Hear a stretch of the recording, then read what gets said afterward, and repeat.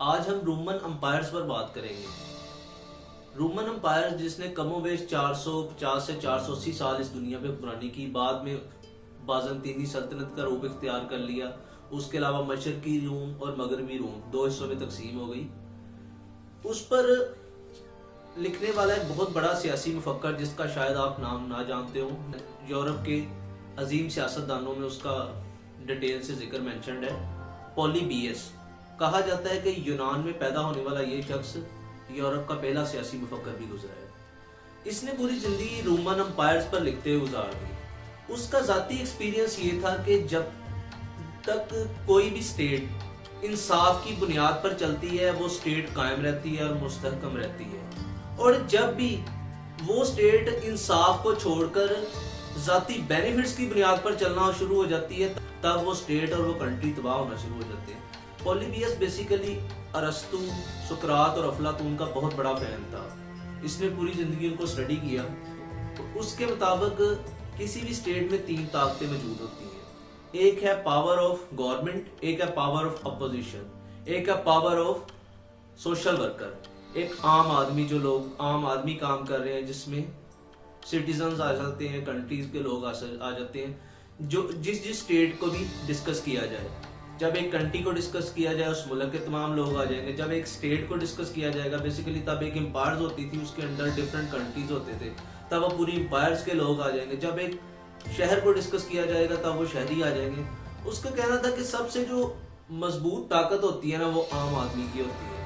اگر آپ تاریخ کو اسٹڈی کریں، جب فرانس میں انقلاب آیا تو فرانس کی شہزادی کے محل کے باہر لوگوں کا ہجوم اکٹھا ہو گیا، تو اس نے اپنی خادمہ سے پوچھا کہ یہ کیوں شور و گل کر رہے ہیں؟ تو خادمہ نے کہا کہ دے نیڈ ویٹ، ان کو گندم چاہیے، وہ روٹی چاہیے انہیں، وہ روٹی کے لیے شور و گل کر رہے ہیں۔ اب اس پرنسس کا یہ کہنا تھا کہ if they have not wheat they can use bread، اگر ان کے پاس گندم نہیں ہے تو وہ بریڈ یوز کر سکتے ہیں۔ یہ ایک لیڈر کی مینٹل اپروچ تھی۔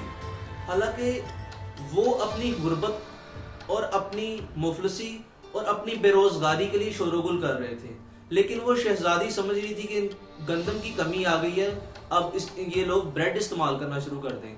جب تک کوئی بھی اسٹیٹ کا پرسن، اس کا ذاتی تجربہ یہ تھا کہ جب تک اسٹیٹ لیڈر اس مزدور طبقے سے نکلتا ہوا لیڈرشپ کے مقام تک نہیں جاتا کہ اسے اس فراز و نشیب زندگی کی تلخیوں اور زندگی کی حقیقتوں اور غربت، مفلسی اور مایوسی میں گزارنے والے لوگوں کی حقیقتوں سے جب تک وہ آشنا نہیں ہو سکتا تب تک وہ کسی ملک کا نظام نہیں چلا سکتا۔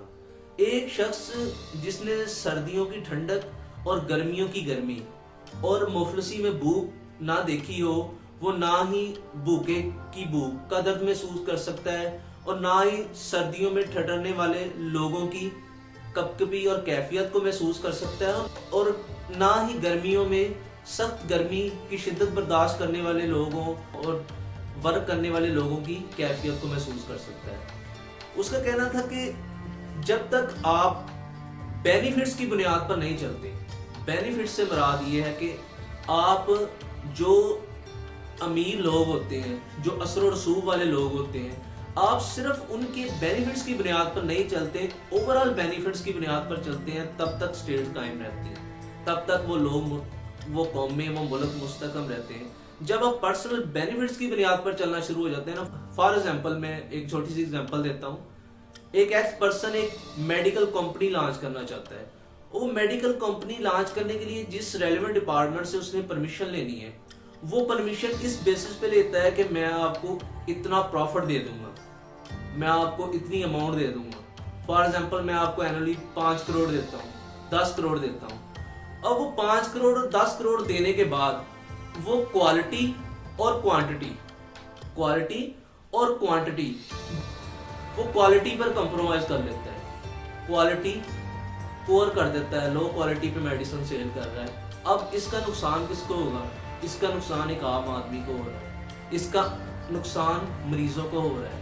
اس کا کہنا تھا کہ جب تک جو قومیں، جو ملک، جو سٹیٹس پرسنل بینیفٹس کو اگنور کر کے اوورال بینیفٹس پر ورک نہیں، تب تک وہ سٹیٹ مستحکم رہتی ہے، اور جو لوگ پرسنل بینیفٹس کی بنیاد پر کام کرنا شروع کر دیتے ہیں وہ قومیں تباہ ہو جاتی ہیں۔ اور اس کا خسارہ کئی سو سال تک نسلوں کو بھگتنا پڑتا ہے۔